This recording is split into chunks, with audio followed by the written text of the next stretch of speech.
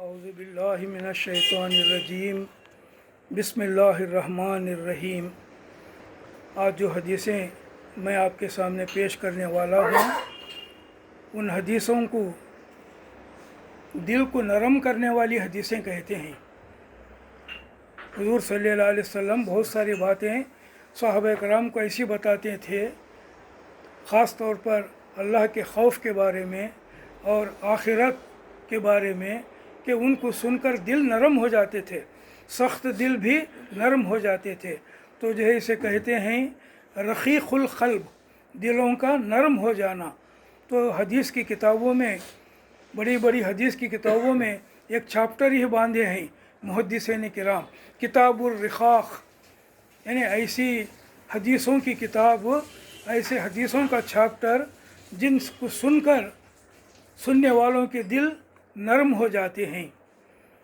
تو ایمان کے بعد انسان کی زندگی کو سنوارنے اور کامیابی تک اس کو پہنچانے میں بہت بڑا دخل اللہ کے خوف اور آخرت کی فکر کو ہے۔ ایمان کے بعد دو اہم چیزیں یہ ہیں، اللہ کا ڈر اور آخرت کی فکر۔ اس لیے رسول اللہ صلی اللہ علیہ وسلم نے اپنی امت میں ان دو چیزوں کے پیدا کرنے کی خاص کوشش فرمائی ہے۔ اپنے اقوال سے اور اپنے اعمال سے رسول اللہ صلی اللہ علیہ وسلم صحابہ کرام میں اور ان کے ذریعے سے اپنی امت میں یہ دو چیزیں پیدا کرنے کی خاص کوشش کی ہے۔ وہ دو چیزیں کیا ہیں؟ اللہ کا ڈر دل میں اور آخرت کی فکر دل میں۔ یہ دو چیزیں پیدا کرنے کی آپ نے خاص کوشش کی ہے۔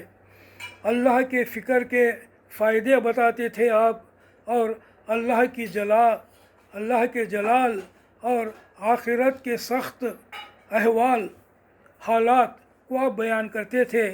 ان دونوں کے ذریعے سے دلوں میں یہ کیفیت پیدا ہوتی تھی کہ لوگ ان کو سن کر نرم دل ہو جاتے تھے، سخت دل بھی نرم دل ہو جاتے تھے۔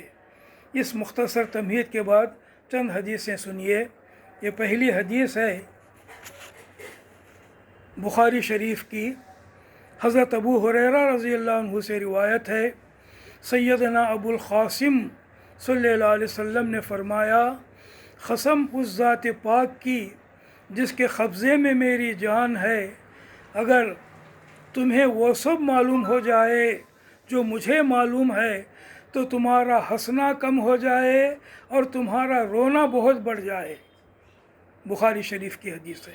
مطلب یہ ہے کہ اللہ تعالیٰ کی شان بے نیازی، اللہ کا کے جلال اور قیامت کے حالات کے متعلق جو کچھ مجھے معلوم ہے، یعنی پیغمبر صلی اللہ علیہ وسلم کو، اور اللہ تعالیٰ نے جو کچھ مجھے دکھایا ہے، اگر تم کو بھی اس کا پورا علم ہو جائے اور تمہاری آنکھوں کو بھی وہ سب نظر آنے لگے جو میں دیکھتا ہوں، اور تمہارے کان بھی وہ سب کچھ سننے لگیں جو میں سنتا ہوں، تو تمہارا چین ختم ہو جائے، تم بہت کم ہنسو اور بہت زیادہ روو۔ تو ایسے حالات ہیں یہ۔ اگر تمہیں وہ سب کچھ معلوم ہو جائے جو مجھے معلوم ہے تو تمہارا ہنسنا بہت کم ہو جائے اور تمہارا رونا بہت بڑھ جائے۔ اس کے بعد ایک اور حدیث ہے حضرت ابو سعید خدری رضی اللہ عنہ کی۔ اس حدیث کو ترمذی نے روایت کیا ہے۔ حضرت ابو سعید خدری رضی اللہ عنہ سے روایت ہے کہ رسول اللہ صلی اللہ علیہ وسلم ایک دن نماز کے لیے گھر سے مسجد تشریف لائے۔ گھر سے نکلتے ہی مسجد تھی، مسجد کو لگ کچھ آپ کے حجرے تھے، اپنے جو ہے حجرے سے مسجد میں داخل ہوئے حضور صلی اللہ علیہ وسلم۔ تو آپ نے صحابہ کو اس حال میں دیکھا کہ وہ کھل کھلا کر ہنس رہے تھے، مسجد میں بات چیت کرتے ہوئے کسی بات پر جو ہے وہ ہنس رہے تھے صحابہ کرام۔ اس لیے رسول اللہ صلی اللہ علیہ وسلم نے ان کی یہ کیفیت دیکھ کر فرمایا، میں تمہیں بتاتا ہوں کہ اگر تم لوگ لذتوں کو توڑ دینے والی موت کو زیادہ یاد کرو تو وہ تمہیں اس غفلت میں مبتلا نہ ہونے دے، لہٰذا موت کو زیادہ یاد کیا کرو۔ حضور صلی اللہ علیہ وسلم کی تعلیم کا یہ انداز، موقع دیکھ کر آپ کوئی اہم بات ارشاد فرماتے تھے، یہ موقع دیکھے لوگ جو ہے ہنس رہے ہیں تو ان کو یاد دلائے موت کو یاد کرو۔ لذتوں کو، مزہ، دنیا کے مزوں کو توڑ دینے والی موت کو یاد کرو۔ جب زیادہ مزوں میں پڑو تو اس وقت موت کو بھی یاد کرو کہ یہ مزے ختم ہونے والے ہیں موت کے آتے ہی، تو موت کو یاد کرو، آپ نے فرمایا۔ پھر آپ نے آگے فرمایا کہ حقیقت یہ ہے کہ خبر ہر روز پکارتی ہے، خبر ہر روز پکارتی ہے۔ کیا پکارتی ہے؟ کہ میں مسافرت کا گھر ہوں، میں تنہائی کا گھر ہوں، میں مٹی اور کیڑوں کا گھر ہوں، یہ پکارتی ہے ہر روز خبر۔ تو اسے بھی یاد کرتے رہو کہ آخر وہاں جانا ہے، ہر انسان کو جانا ہے، ہر انسان کو ان چیزوں سے سابقہ پیش آنا ہے۔ خبر ہر روز پکارتی ہے کہ میں مسافرت اور تنہائی کا گھر ہوں، میں مٹی اور کیڑوں کا گھر ہوں۔ اس کے بعد آپ صلی اللہ علیہ وسلم نے فرمایا کہ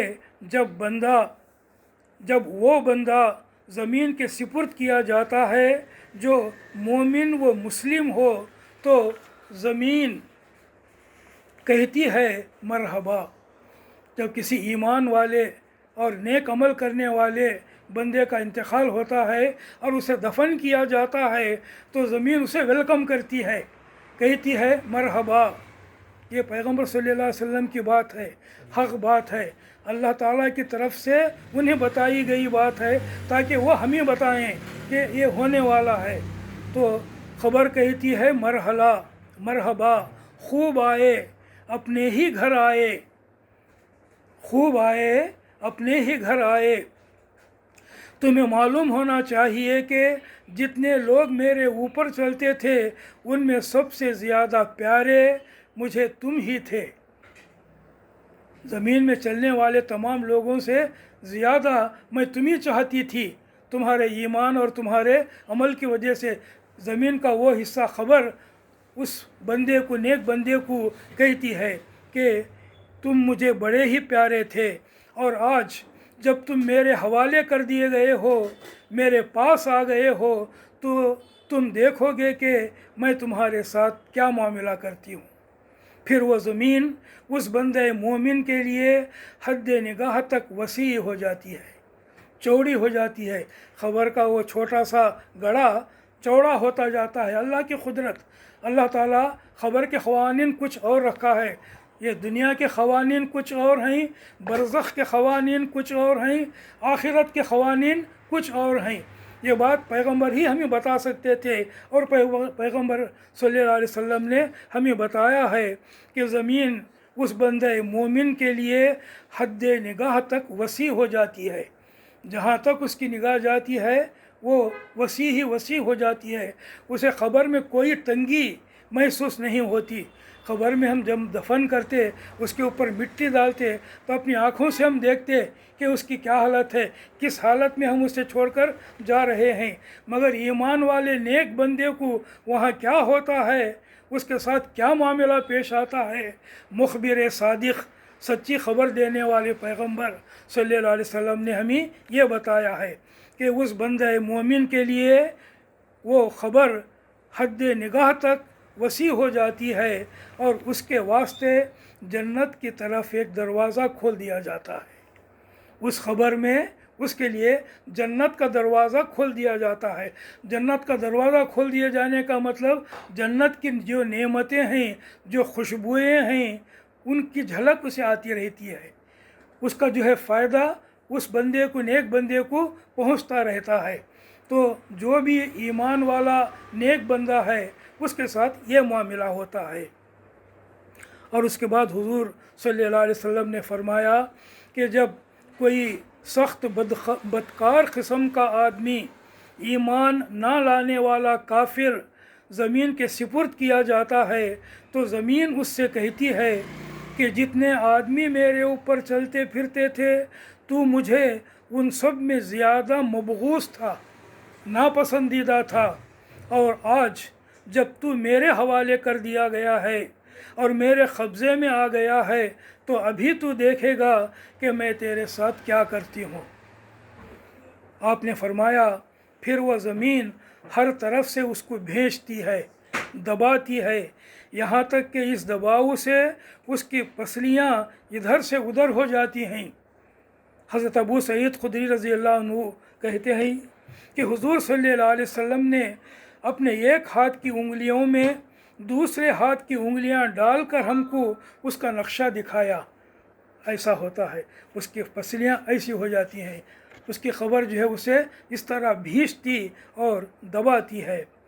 इसके बाद आप सल्लल्लाहु अलैहि वसल्लम ने फरमाया, फिर उस पर 70 अजदहे मुसल्लत कर दिए जाते हैं, सांपा, अजदा सांप, जिनमें से एक सांप भी अगर ज़मीन में फुनकार मारे तो क़यामत तक वो ज़मीन कोई सब्ज़ा ना उगा सके। यानी उसके जहर की ये कैफियत है, ज़मीन पर एक फूंक मारा वो सांप तो क़यामत तक वहाँ पर जो है, जहाँ तक उसकी फूंक है, कोई सब्ज़ा नहीं उगेगा। इतना जहर, इतना बड़ा जहर उसका।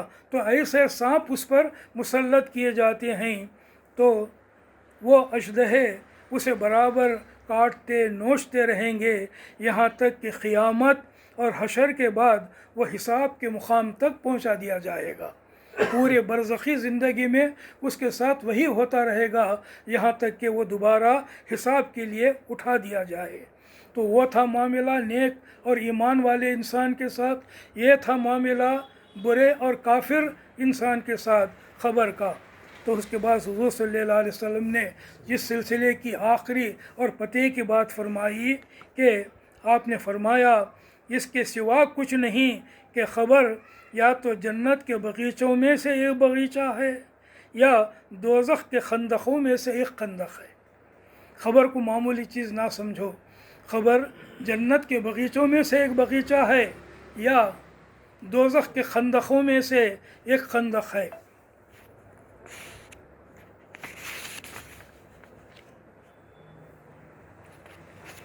तिरमिज़ी की एक और हदीस है, छोटी सी हदीस, हज़रत अबू हुरैरा रज़ी अल्लाह अन्हु से रिवायत है कि रसूलुल्लाह सल्लल्लाहु अलैहि वसल्लम ने इरशाद फरमाया, जो शख्स डरता है वो शुरू रात में चल देता है, और जो शुरू रात में चल देता है वो आफ़ियत के साथ अपनी मंजिल पर पहुंच जाता है।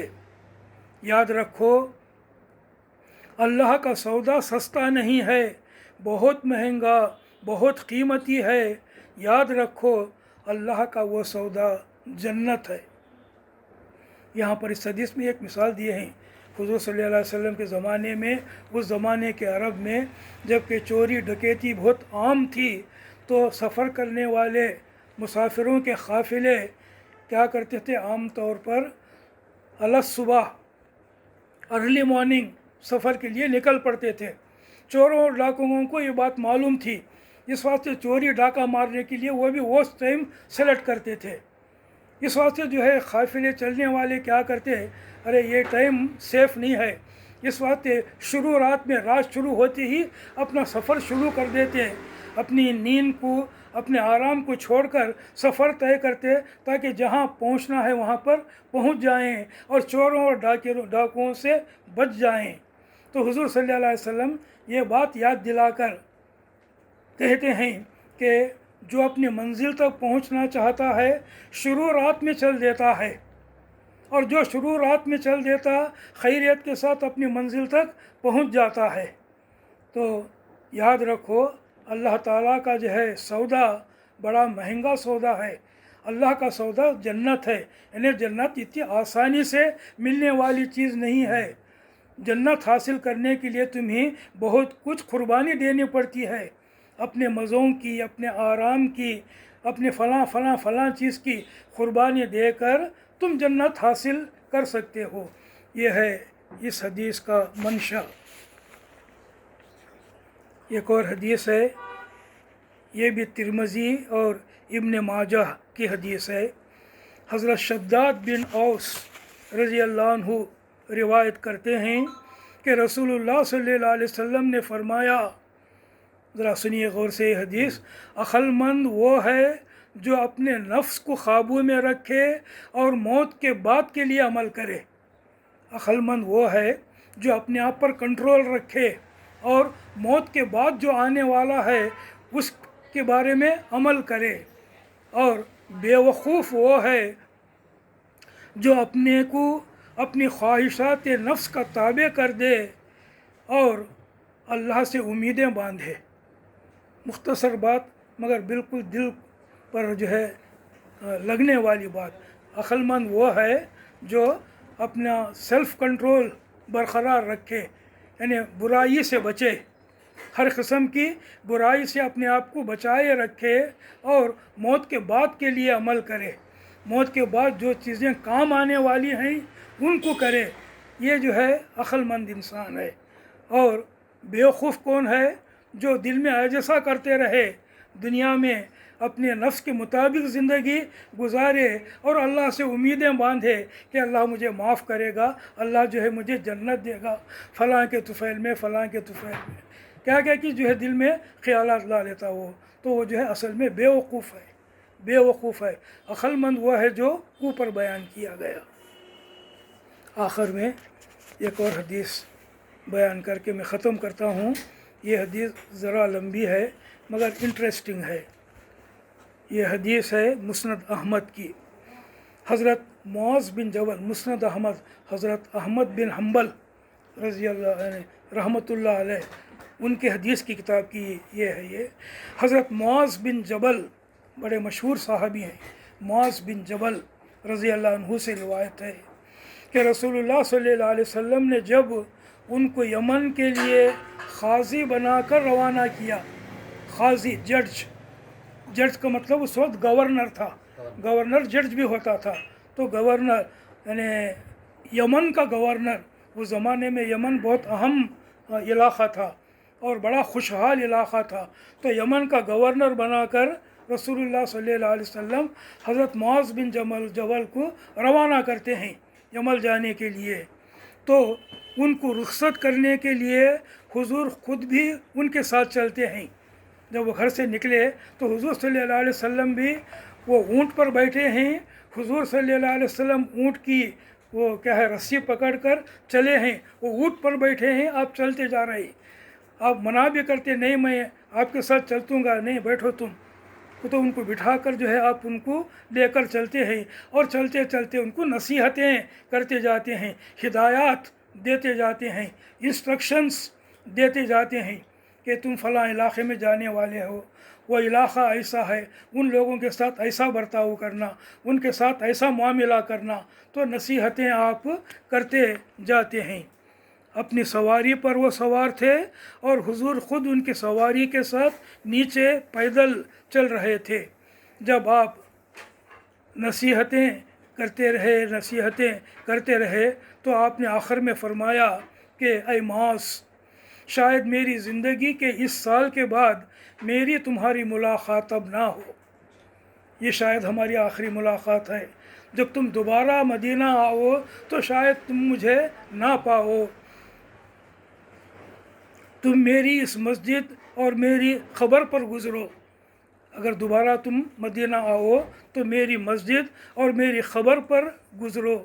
یہ سن کر حضرت معاذ رونے لگے، حضرت معاذ صدمے سے رونے لگے، تو رسول اللہ صلی اللہ علیہ وسلم نے ان کی طرف سے منہ پھیر کے اور مدینے کی طرف رخ کر کے فرمایا، حضور صلی اللہ علیہ وسلم بھی غمگین ہو گئے، اپنا غم چھپانے کے لیے مدینے کی طرف اپنا منہ پھیر کر آپ صلی اللہ علیہ وسلم نے فرمایا، کیا فرمایا ذرا سنیے غور سے، مجھ سے بہت قریب اور مجھ سے زیادہ تعلق رکھنے والے وہ سب بندے ہیں جو خدا سے ڈرتے ہیں، وہ جو کوئی بھی ہوں، جہاں کہیں بھی ہوں۔